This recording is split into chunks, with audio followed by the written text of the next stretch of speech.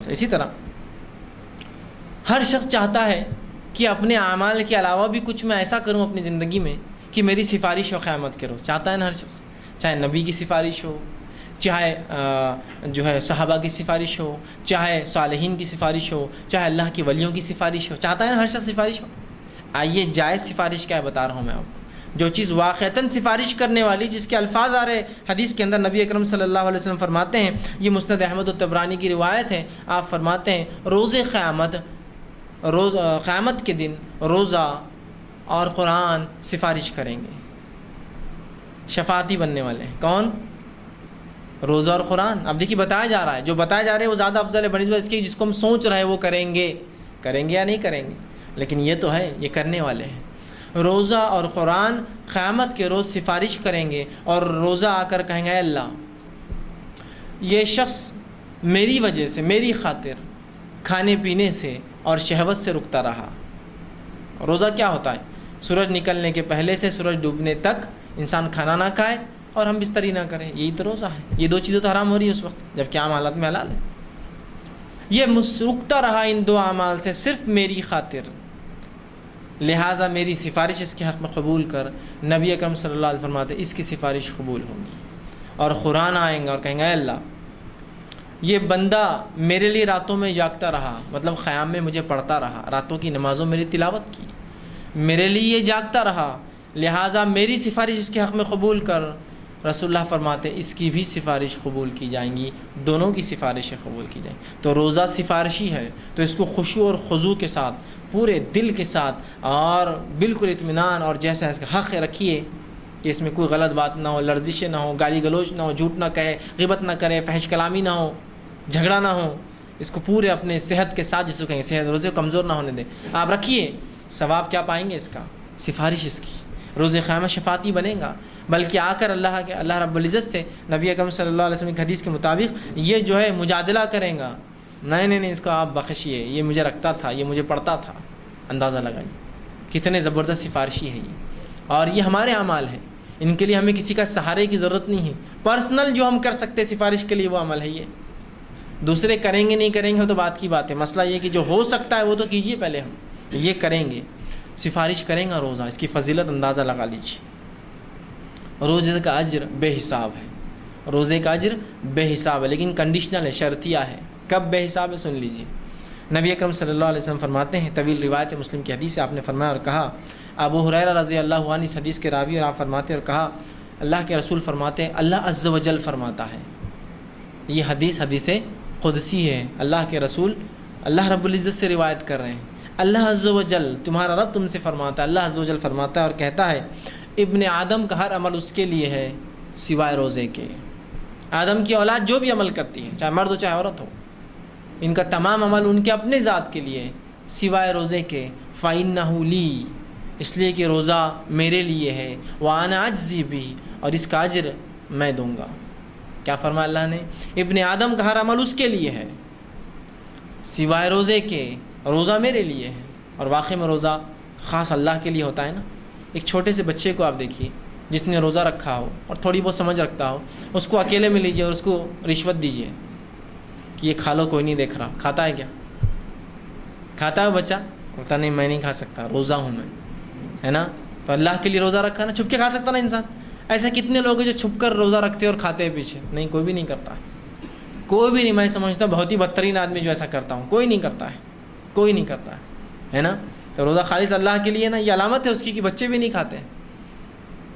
اس حد تک جو ہے یہ وہ ہے. فَإِنَّهُ لِي, اس لیے کہ روزہ اللہ فرماتا میرے لیے ہے. وَأَنَا أَجْزِي بِهِ, اور اس کا اجر تو میں ہی دوں گا. آگے فرمایا روزہ آنکھ سے ڈھال ہے, روزہ رکھ کر اپنے آپ کو جہنم کی آنکھ سے بچا لو. روزہ آنکھ سے ڈھال ہے, تو جس روز تم روزہ رہو, اب رسول اللہ فرما رہے روزہ آنکھ سے ڈھال ہے کب؟ جس روز تم روزہ رہو تو فحش گوئی نہ کرے. تم میں سے کوئی اگر روزہ ہو تو فحش گوئی نہ کرے. فحش گوئی سمجھتے ہیں آپ؟ بری باتیں, گندی باتیں, اوچھی باتیں, غلیظ باتیں. تو تم میں سے جب کوئی شخص روزہ ہو فحش گوئی نہ کرے, بیہودہ باتیں نہ کرے, اوٹ پٹانگ باتیں نہ کرے, جس سے دلوں کو تکلیف ہوتی ہے, انسانوں کو تکلیف ہوتی ہے, لوگ چڑھتے ہیں. اوٹ پٹانگ بیہودہ باتیں نہ کرو. اور آگے فرمایا بیہودہ کلامی نہ کرو.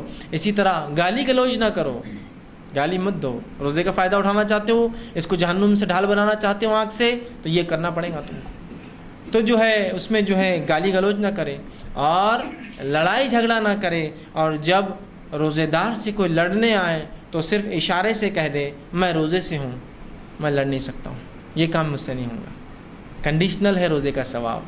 یہ سب کرنا پڑے گا مجھے اور آپ کو. بد کلامی نہیں ہوں گی, گالی گلوچ نہیں ہوں گی, بری باتیں نہیں کریں گی, غلط کام نہیں کریں گے, بیہودہ باتیں نہیں ہوں گی, لڑائی جھگڑا نہیں ہوگا. اور کوئی آئے بھی تو بھائی میں نہیں کر سکتا ہوں, میں روزے سے ہوں, آپ کہہ دیں گے. آگے آپ صلی اللہ علیہ وسلم فرماتے ہیں اور کہتے ہیں سنیے, اس ذات کی قسم جس کے ہاتھ میں محمد صلی اللہ علیہ وسلم کی جان ہے اور روزے دار کی منہ کی ہوا, اللہ رب العزت کو روز قیامت مشک سے زیادہ محبوب ہوں گی.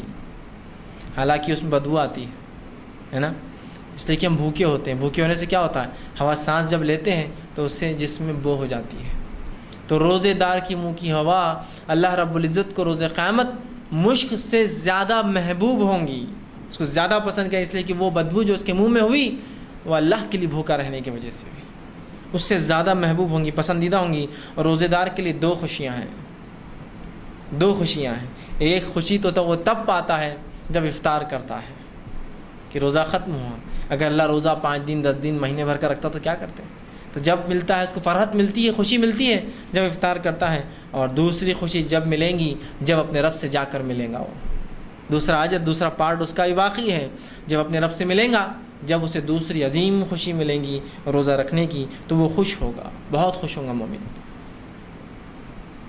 اب اندازہ لگائیے, آدمی کی حیثیت اور استطاعت کے مطابق اس سے امید کی جاتی ہے نا. مثال کے طور پر ایک غریب آدمی آپ سے کہے تم یہ کام کرو میں تمہیں کچھ دوں گا, کیا توقع رکھتے آپ اس سے؟ کچھ چھوٹی موٹی چیز بیچارے کی حیثیت کے اعتبار سے دیں گے. ٹھیک, آپ کے محلے کے ایک مالدار انسان نے کہا میرا کچھ کام کرو کچھ دوں گا, تو آپ کی امیدیں بڑھ جاتی ہیں. کچھ نہ کچھ اپنی حیثیت کے حساب سے یار بڑا ہی دیں گا یہ, ہے نا. اورنگ آباد شہر کے سب سے مالدار انسان نے کہا میرا ایک کام کرو کچھ دوں گا, امیدیں اور بڑھ جاتی ہے. ارے بھائی اورنگ آباد کا مالدار آدمی ہے, کچھ نہ کچھ تو دیں گا, کروڑ پتی ہے, 1000 پتی ہے, پتہ نہیں کتنا پتی ہے, اتنے پیسے اس کے پاس, اب کچھ نہ کچھ تو دیں گے. دنیا کے سب سے مالدار انسان نے آپ سے کہا میرا ایک کام کرو کچھ دوں گا. او ہو, خواہشات کتنی بڑھ جاتی. ایک کم از کم بڑی گاڑی تو دے دیں گا, کچھ نہ کچھ ایک بڑی خواہش ہوں گی نا. اب اندازہ لگائیے, وہ رب العزت جو کائنات کا رب ہے, تمام دولت مند لوگوں سے اس کے پاس زیادہ دولت ہے, اس کے خزانے کبھی خالی نہیں ہوتے. اس حد تک کہ اللہ کے رسول صلی اللہ علیہ وسلم فرماتے ہیں اول جن سے آخر جن اور اول انس سے آخر انس, پہلے انسان سے آخر انسان, اگر تمام آ کر اللہ رب العزت اپنی خواہشات کو رکھ دیں, یہ ہونا وہ ہونا وہ ہونا سب مل کر, تو بھی اللہ کے خزانے میں سے اتنی بھی کمی نہیں آئیں گی جتنا ایک مچھر کے پر کو پانی لگیں گا یا ڈبا کے, اتنی بھی کمی نہیں آئیں گی. مچھر کا پر دیکھیں نا کتنا چھوٹا سا ہوتا ہے. یہ ایک روایت میں اللہ کے خزانوں میں اتنی بھی کمی نہیں آئیں گی جتنا ایک سمندر کے اندر سوئی ڈبو کر نکالو تو اس کے نوک کے اوپر جتنا پانی آتا ہے اتنی بھی اللہ کے خزانے میں سے کمی نہیں آئیں گی. حالانکہ اول ان سے آخری جن, اول جن سے آخری جن اور اول ان سے آخری انس سب نے مانگ لیا جو مانگنا ہے, تب بھی رب کے خزانے میں سے اتنی بھی کمی نہیں آئی. جب وہ کہہ رہا ہے کہ میں اجر دوں گا, تو کیا امید کرتے ہیں, کیا ایکسپیکٹیشنز لگی ہوئی ہے, کیا خواہشات لگی ہوئی ہے کہ سب سے مالدار انسان اگر دنیا کا کہے تو کیا خواہش ہے, تو اس رب سے کیا خواہش ہے؟ کم از کم کچھ نہیں, سب سے چھوٹی جنت تو مانگ ہی لوں گا. کچھ نہ کوئی اللہ کے پاس کیا ہے, اس کے لیے تو معمولی بات ہے یہ سب چیزیں, ہے نا. تو اندازہ لگائی کیا اجر ہوں گا, اللہ ہی جانتا ہے بھائی, میں نہیں جانتا. نہ حدیث میں بتایا گیا, نہ اللہ رب العزت نے بتایا, نہ رسول اللہ نے بتایا, لیکن بڑا اجر ہے, چھپا کر رکھا گیا. اس لیے کہ روزہ ایک ایسا عمل ہے جو چھپ کر ہی ہوتا ہے نا. ایک عام انسان جو روزے کی حالت میں مجمع میں آ جائے کو بول سکتا ہے یہ روزے دار ہے؟ بول سکتا ہے کہ نہیں؟ تو تم نے عمل بڑا چھپ کر کیا تو اجر بھی چھپا کے رکھا گیا, تمہارے لیے اسپیشل ملیں گے. نماز دکھ رہی ہے, جا رہا ہے, وضو کر رہا ہے, کھڑا ہے, مسجد میں لوگ دیکھ رہے ہیں. زکوٰۃ دے رہا ہوں تو کم از کم جس کو دے رہا ہوں اس کو پتہ ہے اور اس کے خاندان والوں کو پتہ ہے ہم کو زکوٰۃ دی گئی. حج کر رہا ہوں تو اب تو پوری دنیا کو معلوم ہو جاتا ہے نا, حج کر رہا ہے. ٹھیک, روزہ معلوم ہوتا ہے کسی کو میرا کب میں نے رکھا اور کب نہیں. ایک روزہ رکھ کر انسان چلے جائے مجمع میں, یہ الگ بات ہے, رمضان ہو تو سب پہچان لیں گے مسلمان ہے تو بھائی روزے دار ہوں گا ہی, لیکن عام انسانوں میں جا کوئی پہچان نہیں پائیں گے. تو جب عمل تم نے چھپ کر کیا جو دکھتا نہیں تھا, اللہ کو راضی کرنے کے لیے کیا, تو بدلہ بھی ایسی پاؤں گے, بالکل ڈھکا چھپا, اور ایسا بدلہ کہ جس کو پا کر اللہ کے رسول فرما رہے تو وہ خوش ہوگا, خوش ہو جائے گا انسان, اتنا مل جائیں گے خوش ہو جائیں گا. اب اپنے رب سے ہم امید کر سکتے ہیں, کچھ نہ صحیح تو سب سے چھوٹی جنت کی تو کم از کم خواہش اور امید میں کر سکتا ہوں, ہے نا. تو بہت بڑا اجر ہے روزے کا، یاد رکھیے بہت بڑا اجر، لیکن اس کی صحت برابر ہو. جیسے میں نے کہا نا، بیہودہ باتیں نہیں، بد کلامی نہیں، فحش نہیں، گندی چیزیں نہیں، لڑائی جھگڑا کچھ نہیں روزے میں. اور کوئی لڑنے آئے تو کہہ دے میں روزے سے ہوں، میں روزے سے ہوں، بھائی یہ کام نہیں ہو سکتا. ٹھیک ہے. اسی طرح اور روزے دار کے لیے اس کی فضیلت آتی ہے. روزے دار کے لیے جنت کا ایک خاص دروازہ ہے جس کا نام ریان ہے، اور روزے دار اس دروازے میں سے داخل ہونے والے. جنت کو 8 دروازے اور جہنم کو 7 دروازے، یاد رکھیے. تو ایک دروازہ 8 میں سے خاص ہے جس کا نام ریان ہے، جو کس کے لیے ہے؟ جنتی اس میں سے گزریں گے. اب آپ یہ سوچ سکتے ہیں اس میں کیا خاص بات، جنتی اس دروازے سے گزریں گے، اس میں کیا ایسا امپورٹنٹ ہے، کیا خاص ہے، کیا اسپیشل ہے اس کے اندر؟ ہاں، لیکن اس عزت اور اعزاز کو آپ سمجھ نہیں پا رہے ہیں. دنیا کے لحاظ سے آپ سمجھیں گے. میں آپ کو سمجھاتا ہوں، مثال دیتا ہوں. لوگ گھر بناتے ہیں، مختلف گھر ہوتے ہیں. آج کل شہروں میں الگ الگ گھر بنتے ہیں. گھروں میں مختلف دروازے ہوتے ہیں نا. مردانے کا دروازہ، زنانے کا دروازہ. گزرنے والے کی اہمیت کے اعتبار سے دروازے کا نام بدل گیا، اس کی شخصیت کے اعتبار سے معاملہ الگ ہے. خاص مہمانوں کا ایک دروازہ، وہ جب کھلتا ہے پورے محلے میں اعلان ہو جاتا ہے آج کوئی خاص آ رہا ہے، یہ دروازہ کھلا، شاید بچی کو دیکھنے آ رہے ہیں، بچے کا رشتہ چل رہا ہے، کچھ نہ کچھ خاص اسپیشل ڈور کھلا ہے. سرونٹ ڈور ہے ایک، نوکر جس سے چوکر چاکر آتے جاتے ہیں، ہے نا، نوکروں کے لیے رہتا ہے الگ دروازہ، ہے نا، ہوتا ہے نا، بڑے گھروں میں سب ہوتے ہیں ایسے دروازے. ہر دروازے سے آنے والی ذات کے اعتبار سے اس کی اہمیت بدل جاتی ہے، اس کا ریسیپشن بدل جاتا ہے، اس کا امپورٹنس بدل جاتا ہے نا. ہے ہی نہیں ہے. سرونٹ ڈور سے کوئی آیا تو اس کی وہ اہمیت نہیں ہوتی، بلکہ وہ تو کھلا ہی رہتا ہے ہمیشہ، آپ اور جاؤ. مردانہ ہے تو لوگ کھڑے ریسیپشن کے لیے، آئیے آئیے، مہمان ہے آپ کا. اسپیشل مہمان آئے تو پھر تو پورا خاندان کھڑا ہے ویلکم کے لیے، اسپیشل ڈور کھلتا ہے. تو اندازہ لگائیے اللہ کے پاس روزے داروں کی کیسی مہمان نوازی ہے. اسپیشل دروازہ ہے ان کے لیے ریان، اس میں سے صرف صائمون، روزے رکھنے والے داخل ہونے والے. ایک دروازہ رکھنا علامت اور اعلان ہے. اللہ کے پاس بڑی اہمیت ہے روزے رکھنے والوں کی. معمولی مت سمجھیے، معمولی مت سمجھیے روزوں کو. اللہ کا اتنی اہمیت ہے کہ دروازہ بنا رکھا ہے. اور ظاہر سی بات ہے جب روزے دار اس دروازے میں سے آئیں گے کیا عزت ہوں گی اور کیا بھگت ہوں گی، اس کا اندازہ لگا سکتے ہیں. دنیا کی چھوٹی موٹی دولت والے لوگ جو ہوتے ہیں، دنیا کی کتنی بھی دولت چھوٹی موٹی ہوتی ہے، اللہ کے نزدیک اس کی نعمت کے بالمقابل اور جنت کے مقابلے میں کچھ بھی نہیں.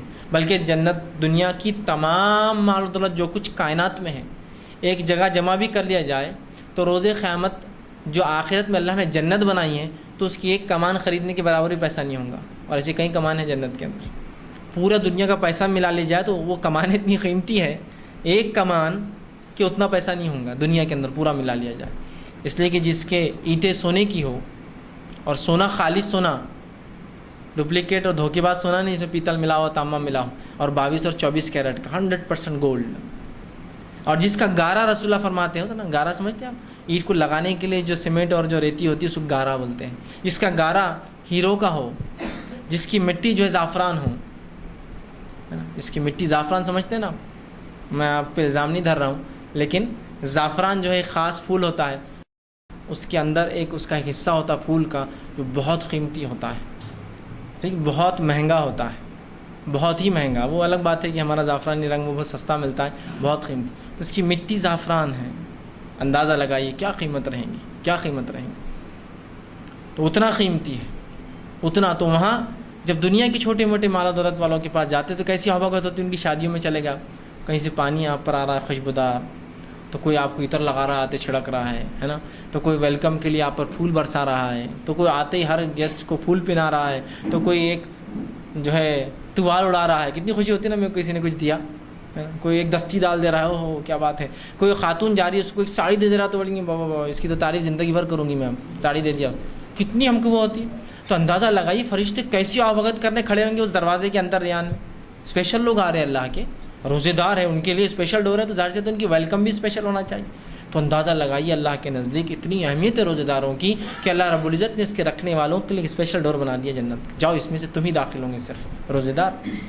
جو چاہتا ہے تو اپنے روزے کو صحت کے ساتھ، اخلاص کے ساتھ، خشوع کے ساتھ، بنا کمزوری کے رکھے، انشاءاللہ اس دروازے سے گزریں گے. یہ اس کی فضیلت ہے روزے کی. رمضان کا مہینہ اللہ رب العزت ہر رات لوگوں کو جہنم سے آزاد کرتا ہے. مسلم کی روایت ہے کہ اللہ رب العزت ہر رات رمضان میں لوگوں کو جہنم سے آزاد کرتا ہے. آپ اس سے ایک بات سوچ سکتے ہیں، جہنم سے آزادی کیسا، جہنم میں گیا کون ابھی؟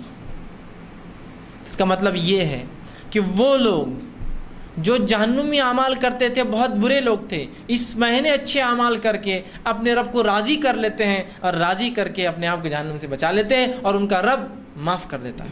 یہ معنی ہے اس کا، ہر رات مطلب یہ مہینہ مغفرت کا مہینہ ہے، اچھے اعمال کر کے جنت حاصل کر لو اپنے رب سے، یہ اعلان ہے اس میں۔ ہر رات اللہ جہنم کی آنکھ سے لوگوں کو رمضان کی نجات دیتا ہے۔ اسی طرح آپ صلی اللہ علیہ وسلم فرمایا، ہر افطار کے وقت بھی اللہ رب العزت لوگوں کو جہنم سے نجات اور آزادی دیتا ہے۔ یہ ابن ماجہ کی روایت، ہر افطار کے وقت، ہر روز۔ اس کا کیا معنی ہے؟ اس کا معنی ہے کہ جو آدمی روزہ رکھتا ہے خشوع اور خضوع کے ساتھ، اللہ اس سے راضی ہو جاتا ہے اور افطار کے وقت اس کو آزادی دے دیتا ہے۔ جس کو جہنم اس کی تقدیر میں لکھ دی تھی اس کو آزادی دے دیتا ہے، اس کو مغفرت کر دیتا ہے، اپنے رحم و کرم سے اس کو معاف کر دیتا ہے۔ مطلب وہ آدمی ایسے اچھے اعمال کر لیتا ہے کہ اپنے رب کو منا لیتا ہے اور روزہ ختم ہونے سے پہلے اپنی مغفرت پا لیتا ہے۔ یہ معنی ہے اس کا۔ اسی طرح روزہ رکھنے والا شہداء اور صالحین میں روز قیامت ہوں گا۔ اس کا شمار دیکھیں کن لوگوں میں ہوں گا۔ نبی اکرم صلی اللہ علیہ وسلم کے پاس ابن حبان کی روایت ہے، ایک شخص آیا اور کہ اللہ کے رسول، اگر میں گواہی دوں کہ اللہ کے سوا کوئی معبود برحق نہیں، اور نماز قائم کروں اور روزہ رکھوں، تو میرا حساب کن لوگوں کے ساتھ ہوگا؟ اس نے سوال کیا، اگر میں یہ 3 کام کروں، فرائض جو ہے، باقی فرائض جو ہے زکوٰۃ اور وہ تو ظاہر سی بات ہے، لیکن یہ 3 تو توحید، نماز، ظاہر سی بات ہے، اور روزہ سب کو رکھنا ہے، بالکل عام۔ تو کہا اگر یہ تینوں کروں تو میرا حساب کن کے ساتھ ہوگا؟ تو کہا اگر تو یہ تینوں کام کر لے کہ توحید پر قائم رہے، نماز قائم کرتا رہے، روزہ رکھتا رہے، تو تیرا حساب روز قیامت شہداء اور صالحین کے ساتھ ہوگا۔ کس کے ساتھ ہوگا؟ شہداء اور صالحین۔ شہید کا بہت بڑا مرتبہ ہوتا ہے، یاد رکھیے، بہت بڑا۔ اس کا اتنا بڑا مرتبہ ہے کہ اس کی خون کے قطرے زمین پر گرنے سے پہلے، جس سے اس کو موت آتی ہے، اس کی مغفرت ہو جاتی ہے۔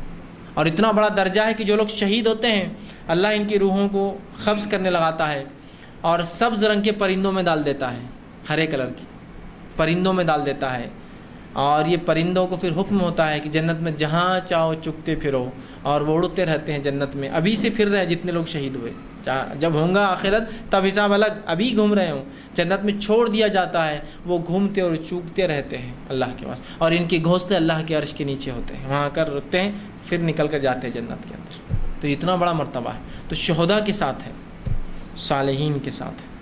کون؟ جو روزے رکھتا ہے، نماز قائم کرتا ہے اور توحید پڑھتا۔